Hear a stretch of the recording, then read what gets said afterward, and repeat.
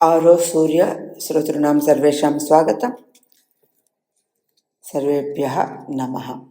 वयम् एतावता धनस्य विषये श्री अरविन्दः किमुक्तवान् इति तेन उक्तं दीमदर् इति आङ्ग्लपुस्तकस्य संस्कृत अनुवादं पठन्तः स्मः। तदेव वयम् अवगन्तुं प्रयत्नं कुर्मः। यदि भवन्तः धनकलङ्कात् मुक्ताः, धनात् सन्यासिनां या निवृत्तिः तया च पूर्णतया रहिताः, तर्हि दिव्यकर्मणे धनजयाय महत्तरा शक्तिः भवतां भविष्यति। ततः मुक्ताः भवेयुः इति। मनसः समत्वम्, अभियाचनायाः अभावः, यत्किमपि भवताम् अस्ति, यत्किमपि भवन्तः प्राप्नुवन्ति, यत् च भवतां धनस्य उपार्जन सामर्थ्यम् इत्युक्ते धनसम्पादन सामर्थ्यं, तस्य सर्वस्यापि भागवतशक्तिं प्रति, तस्याः कार्यं प्रति पूर्णसमर्पणम् इति इमानि अस्याः मुक्तेः लक्षणानि। पुनः तानि लक्षणानि अहं वक्तुं प्रयत्नं करोमि। मनसः समत्वम्, अभियाचनायाः अभावः, कमपि वयं यदि पृच्छामः इत्यादिकं, यत्किमपि तत्र अस्मासु भवति, तर्हि अस्माकं यत्किमपि अस्ति तत् किमपि वयं प्राप्नुमः, यत्किमपि वयं प्राप्नुमः, यत्किमपि अस्माकं धनसम्पादनसामर्थ्यमस्ति, तस्य सर्वस्यापि तत्सर्वमपि भागवतशक्तिं प्रति, तस्याः कार्यं प्रति पूर्णसमर्पणम् इति एते विषयाः, इत्युक्ते एते गुणाः, एतानि लक्षणानि यदि भवन्ति, तर्हि एते सर्वेपि तत्र मुक्तेः गुणाः, तत्र मुक्तेः निमित्तं प्राप्तानि लक्षणानि इति। तदेव इत्युक्ते अस्माभिः एतेषां लक्षणानां विषये अस्माकं दृष्टिः भवेत्। ओहो, एतत् एवं वयं चिन्तयामः, तर्हि वयं सम्यक् स्मः इति अपि अस्माकं विचारः भवेत् इति सूचयन्ति। धनस्य तदुपयोगस्य च विषये मनसः कोऽपि क्षोभः अथवा दुःखं वा, कापि लालसा, कापि अनिच्छा, कुत्रापि अपूर्णतायाः बन्धनस्य वा सुनिश्चितं चिह्नम्। एतदपि वयम् अस्माकं विषये स्वयं परिशीलनं करणीयं। किमिति तत्र धनस्य विषये अस्माकं कुत्रापि दुःखं भवति वा, लालसा भवति वा, इच्छा न भवति वा, एतत् सर्वमपि तत्र इम्पर्फेक्शन् मार्गाः, अपूर्णतायाः मार्गाः।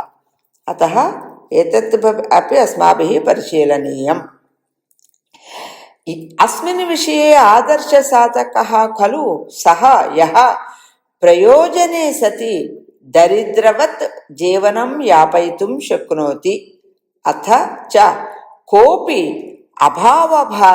अभावबोधः तं न स्पृक्ष्यति, न स्पृशति, न अपि सः अभावबोधः तदीय अन्तरे दिव्यचेतनायाः अबाधलीलायां हस्तक्षेपं करोति।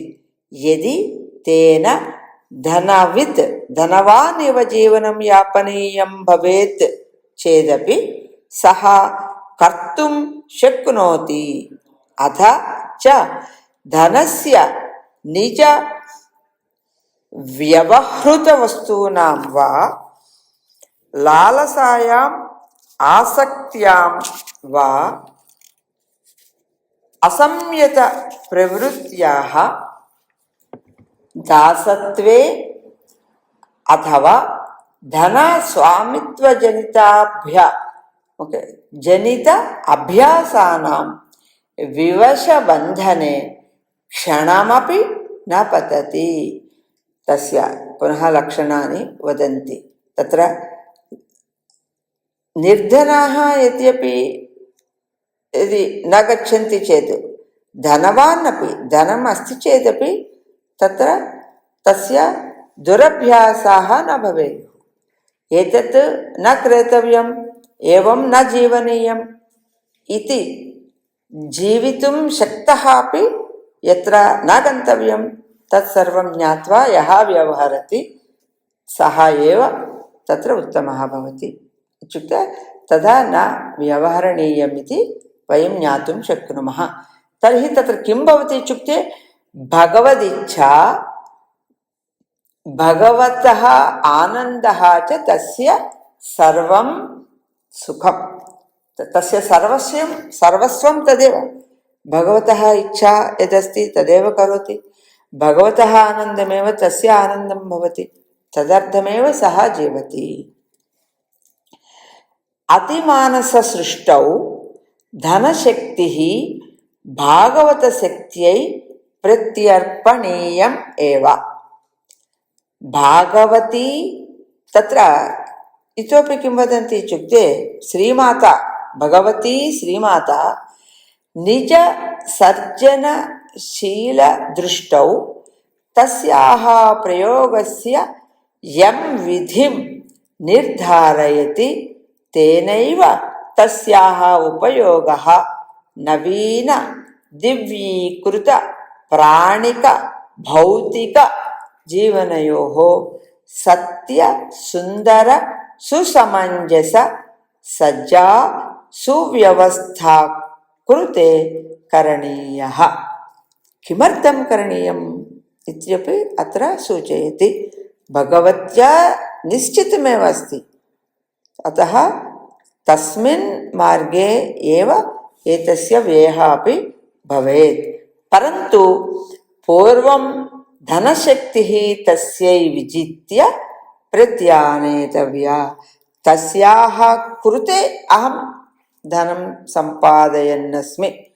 सम्पादयन्ती अस्मि इति भावः भवेत्। अस्य विजयस्य अर्थे ते एव शक्तिशालितमाः ये स्वप्रकृतेः अस्मिन् भागे सुदृढाः विशालाः अहङ्कारमुक्ताः च ये च कामपि अधियाचनां तत्र अभियाचनां वा कमपि सत्त्वावशेषं संकोचं वा विना समर्पित आत्मनः परम अमोघ शक्तेः विशुद्ध शक्तिशाली यंत्राणि च। यदि तथा यदि भवामः तर्हि वयं तत्र अद्भुत यंत्राणि इति इन्स्ट्रुमेण्ट्स् भविष्यामः इति स्पष्टं। धनी चेदपि कथं व्यवहरणीयं, निर्धनः चेत् कथं, धनस्य विषये कथं स्वीकरणीयं, धनस्य सम्पादनं कया दृष्ट्या धनसम्पादनं भवेत्, धनसम्पादनानन्तरं कथं तस्य व्ययः करणीयः इति पूर्वमेव उक्तं। यत्किमपि वयम् अभियाचनां कृत्वा वा स्वीकुर्मः तर्हि तस्याः सम्पत्तेः एव स्वल्पं भागं स्वीकुर्वन्तः स्मः इत्यादृशविचाराः एव भवेयुः इति सुस्पष्टम् उक्तवान् श्री अरविन्दः।